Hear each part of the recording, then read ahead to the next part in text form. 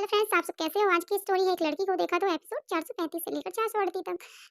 बिना किसी देर के वीडियो को स्टार्ट करते हैं। Video start. पिछले एपिसोड में हमने देखा कि कैलाश अधिकारी देश को छोड़कर भागने की तैयारी में था, तो दूसरी ओर इंस्पेक्टर रबाज ने कैलाश अधिकारी को पकड़ने के लिए एक जाल बिछाया था। अगर कैलाश अधिकारी अपनी बेटी श्रेया की शादी में आया तो उसे वहीं पर दबोच लिया जाएगा। इंस्पेक्टर रबाज का कॉल रखने के बाद अनिका जल्दी से कॉल लगाती है और दूसरी तरफ से कॉल रिसीव करते हुए रोहित कहता है, मुझे लगता है कि आग दोनों तरफ से बराबर लगी है, अगर तुम कहो तो अभी आ जाऊं। पर अनिका कहती है, क्या आप मेरा एक काम कर सकते हो। जवाब में रोहित कहता है, आप अगर तुम कहो तो जिंदगी भर के लिए तुम्हारा गुलाम बन जाऊंगा। उस पर अनिका कहती है, क्या कंपनी के आईटी डिपार्टमेंट के थ्रू किसी कैलाश गुप्ता नाम के आदमी का क्रिमिनल रिकॉर्ड निकलवा सकते हो। ये बात सुनकर रोहित कहता है, रिकॉर्ड 25 साल पुराना है। इस पर रोहित कहता है, जरूर मैं अभी तुम्हारा काम करवा देता हूँ, मगर तुम बुरा ना मानो तो मैं एक बात पूछना, जवाब देना। अनिका कहती है, हाँ पूछिए मिस्टर मारवा। इतना याद रखिए कि मैं इस वक्त कोई भी मजाक के मूड में नहीं हूँ। इस पर रोहित के आगे कहता है, नहीं नहीं नहीं, बस मैं इतना जानना चाहता हूँ, गुलेरिया इंस्टीट्यूट को साइबर अटैक से बचाने के बाद तुम एक बेहतरीन हैकर बन चुकी हो, फिर तुम्हें मुझसे मदद की क्या जरूरत पड़ गई। जवाब में दूसरी तरफ से अनिका कहती है, पिछली बार जब मैंने 25 साल पहले के रिकॉर्ड को निकलवाने के लिए सिस्टम के अंदर घुसने की कोशिश की, तब मुझे पकड़ लिया गया था, इसलिए मैंने सोचा कि इस बार आप मेरी मदद कर सको तो अच्छा होगा। इसके बाद रोहित अपनी आईटी डिपार्टमेंट को सारी डिटेल देकर इंफॉर्मेशन निकलाने के लिए कहता है। कुछ ही देर में रोहित को उसके आईटी डिपार्टमेंट के थ्रू पता चलता है कि लोकेश गुप्ता के नाम से कोई क्रिमिनल रिकॉर्ड मौजूद नहीं है, उसके बारे में कोई भी जानकारी अवेलेबल नहीं है। साथ ही साथ रोहित को ये भी पता चलता है कोई और भी है जो लोकेश गुप्ता की फाइल के बारे में पता लगाने की कोशिश कर रहा है। रोहित ये सारी इंफॉर्मेशन अनिका के साथ शेयर करता है और आगे कहता है, मेरे आईटी डिपार्टमेंट के हेड को इस बार में पता लगाने के लिए स्पेशल डिपार्टमेंट से ऑर्डर मिला है। यह पता लगाने के लिए कौन है जो लोकेश के बारे में जानना चाहता है, क्या मैं उन्हें कह दूं कि वह मिस्टर एक्स है। जवाब में अनिका कहती है, अगर आपने ऐसा किया तो मैं भी उन्हें बता दूंगी कि मेरे पास आपका कोई रिश्ता नहीं है। और जवाब में रोहित कहता है, तो फिर मैं उन्हें बता दूंगा कि आप ही ने मुझे ऐसा करने के लिए कहा है, हम दोनों को पुलिस लॉकअप में बंद कर देगी। वैसे भी काफी रोमांटिक ठीक ढंग से हमने एक दूसरे से बात भी नहीं की है। ये सुनने के बाद अनिका कॉल डिस्कनेक्ट कर देती है। इसके बाद अनिका सोने के लिए चली जाती है, क्योंकि सुबह उसे जल्दी उठना था श्रेया की शादी की सेलिब्रेशन के लिए। अगली सुबह अनिका जब उठी तो आकाश उसके रूम को डोर खटखटा रहा था। अनिका ने जब दरवाजा खोला तब उसे देखा कि आकाश काफी टेंशन में नजर आ रहा है। अनिका ने अब उसकी परेशानी का कारण पूछा तो उसने कहा उसे स्पेशल डिपार्टमेंट से कॉल आया था। स्पेशल डिपार्टमेंट वाले मिस्टर एक्स को हायर करना चाहते हैं, लेकिन मैंने उन्हें कह दिया है अभी mister x out of India है। जवाब में उन्हें कहा कि कल हमारे मिस्टर एक्स से बात ईमेल उन्होंने हमारे सामने एक अजीब सी शर्त रखी है। अनिका जानती थी कल रात रोहित मिस्टर एक्स बनकर स्पेशल डिपार्टमेंट से बात कर रहे थे, इसलिए वह भी सोच में पड़ गई कि आखिर रोहित ने ऐसी कौन सी अजीब सी शर्त रखी है। इसलिए अनिका आकाश से कहती है, कैसी शर्त। जवाब में आकाश आगे कहने लगता है, मिस्टर एक्स गुलेरिया इंस्टीट्यूट में किसी से प्यार करता है और वह उसे छोड़कर कहीं नहीं जाएगा। तुम किसी से प्यार करने लगी हो तो ये बात रोहित मारवा को अच्छी नहीं लगेगी। देखो अनिका, तुम किसी से प्यार करती हो उसे मुझे कोई भी ऐतराज नहीं है, मगर रोहित मारवा तुमसे बहुत प्यार करता है। ये बात सुनते ही अनिका आकाश से कहती है, आकाश आज तुम्हारी शादी है, क्या तुम्हें कोई काम नहीं है। अनिका का गुस्सा देखकर आकाश अपनी बातों को पलटते हुए वहाँ उसे कहता है, ऐसा नहीं है, मुझे बहुत सारा काम है। इतना कहकर आकाश वहाँ से चला जाता है। अनिका को रोहित पर बहुत ज़्यादा गुस्सा आ रहा था, मगर इस वक्त उसके लिए श्रेया की शादी ज़्यादा इम्पोर्टेंट थी, इसलिए अपनी कास्ट को रेडी करके और मैरिज हॉल में पहुंच जाती है। आकाश ने शादी के लिए दिल्ली का एक 7 स्टार होटल बुक किया था। होटल पहुंचते ही अनिका देखती है कि इंस्पेक्टर अरबाज ने होटल के चारों तरफ अपने आदमी तैनात कर रखे थे। उसके बाद अनिका श्रेया को देखकर दुल्हन के लिए जो रिजर्व कमरा था उसमें ले जाती है। इसके बाद अनिका इस बात का पता लगाने के लिए चली जाती है कि बच्चे किसके साथ होटल आ रहे हैं।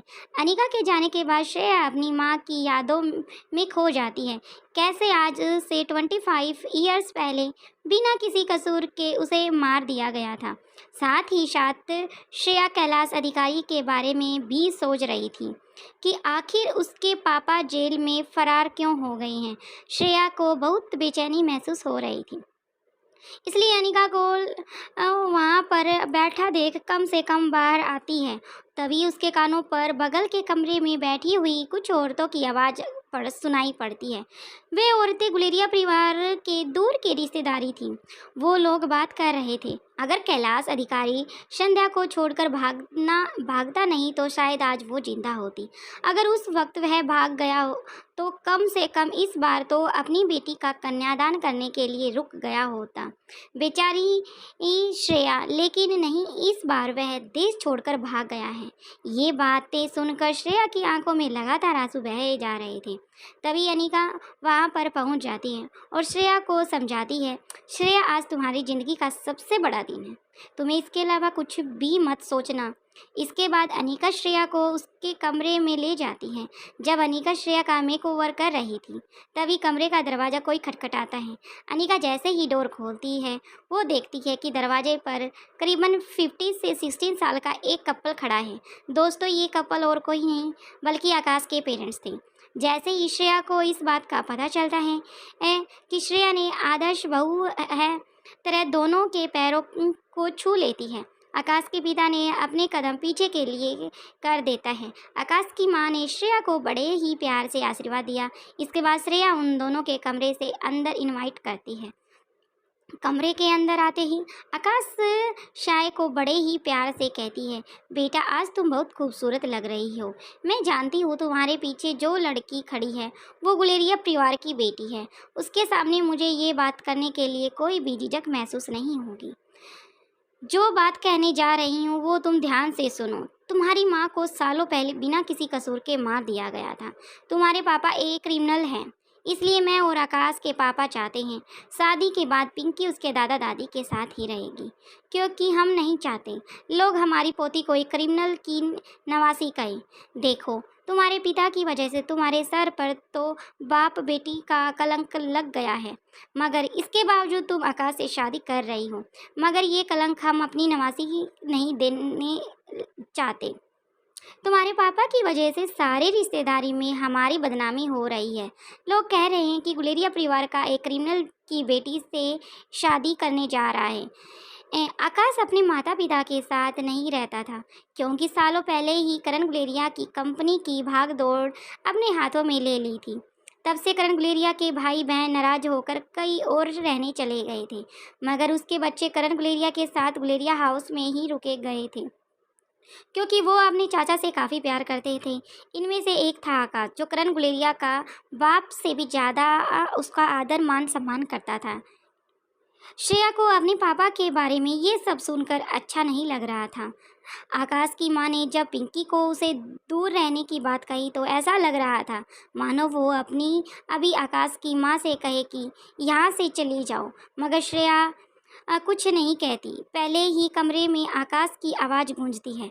आकाश कह रहा था कि हम पिंकी के माँ बाप हैं और पिंकी का फ्यूचर की चिंता हम दोनों को आपसे ज़्यादा है।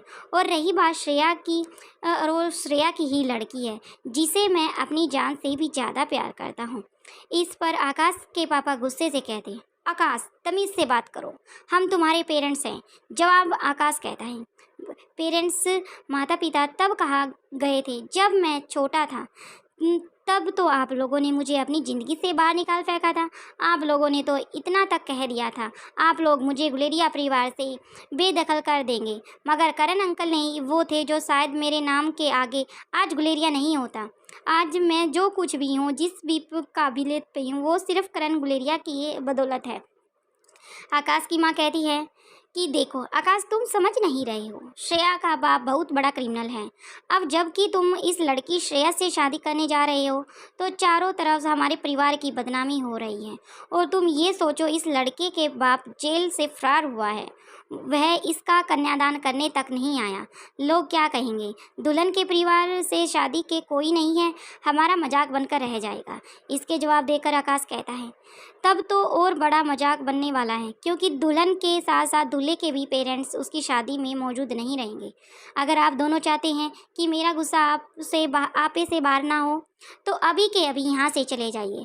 आप दोनों अपना ख्याल रखिए, मगर इतना याद रखना, आज के बाद मेरी लाइफ में कोई भी दखल अंदाजी मत कीजिए। इसके बाद आकाश के पेरेंट्स गुस्से से होटल से चले जाते हैं। वह श्रेया और अनिका ये सब देखकर हैरान थे और वो दोनों सोच में पड़ जाते हैं। आखिर सालों पहले आकाश ने ऐसा क्या कर दिया था, ऐसी कौन सी गलती कर दी थी जिसके चलते आकाश के पेरेंट्स ने उसे गुलेरिया परिवार से बेदखल करने की सोची। इसके बाद आकाश श्रेया के पास जाकर उसके आंसू पोंछता है, उसे समझाता है कि किसी भी चीज़ का टेंशन मत लो। स्पष्ट कहता है, मेरी वजह से तुम्हारी बहुत बदनामी हो रही है। जवाब में आकाश कहता है, तुमसे शादी करने के लिए ऐसे हजारों बदनामियां कुर्बान हैं। तुम्हारे बनाते वक्त भगवान सोच समझकर जोड़ियां बनाता है। अरे ये कैसा करिश्मा हो गया है। ये बात सुनते ही सभी के चेहरे पर मुस्कान आ जाती है, मगर कुछ ही देर बाद अनिका की मुस्कान दरवाजे पर खड़े रोहित को देखकर गुस्से में बदल जाती है। रोहित को देखते ही आकाश कहता है, अरे मिस्टर मारवा, मुझे तो लगा था आज पार्टी में लाइफ लाइन आप ही होंगे। रोहित कहता है कि अरे भाई, मुझे इंतज़ार है कि आज खुशियों में तुम्हें मिलने वाली मेरी ज़िंदगी में कब आएंगी। तुम्हारी ज़िंदगी में जो खुशियाँ आई हैं। आकाश और श्रेया के चेहरे पर मुस्कान आ जाती है। यानी गुस्से में रोहित को देखे जा अनिका गुस्से में रोहित को देखे जा रही थी। इसके बाद रोहित आगे कहता है, हमने जिस सोशल वर्क को श्रेया कन्यादान करने के लिए बुलाया था, वो सुनकर होटल से चला गया है। श्रेया एक क्रिमिनल की बेटी है। वह कह रहा था कि एक क्रिमिनल की बेटी का कन्यादान नहीं करेगा। अब टेंशन की बात है कि श्रेया का कन्यादान करेगा कौन। अनिका कहती है, मैं करूँगी श्रेया का कन्यादान, क्योंकि मैं उसकी बहन हूँ, उसकी फ्रेंड हूँ, उसका सब दुख सुख की शादी हूँ। अनिका की इस बात पर सब लोग एग्री थे। इसके बाद शादी की रस्म को शुरू किया जाता है। पंडित जी पहले आकाश को बुलाकर कुछ रस्में करवाते हैं। इसके बाद श्रेया को बुलाते हैं। अनिका जब श्रेया को लेकर आ रही थी, तभी हॉल में मौजूद मेहमानों की आवाज़ से श्रेया के कानों पर पड़ती है, आखिर श्रेया का कन्यादान कौन करेगा। लड़की का बाप जो जेल में फरार होकर भाग गया है। ये सब सुनकर श्रेया एक बार फिर से रोने लगती है। सोचने लगती है, काश उसके पापा आज उसके साथ होते। ऐसी सोच में श्रेया किसी चीज़ को टकरा जाती है। इससे पहले कि वो गिर पाती, उसका हाथ थाम लिया जाता है। श्रेया ने अपनी नज़रें उठाकर देखती है तो उसके सामने और कोई नहीं बल्कि उसका पापा कैलाश अधिकारी था।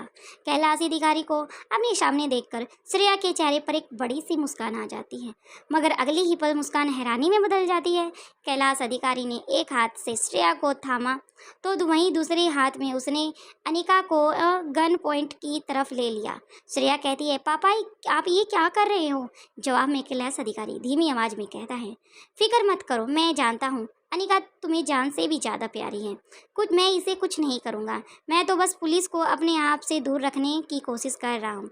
अनिका समझ चुकी थी कैलाश अधिकारी के हाथों में जो गन है वो नकली थी, क्योंकि ब्लैक कैट होने के नाते अनिका को गन की काफ़ी नॉलेज थी, क्योंकि अनिका भी चाहती थी कैलाश अधिकारी श्रेया का कन्यादान करें।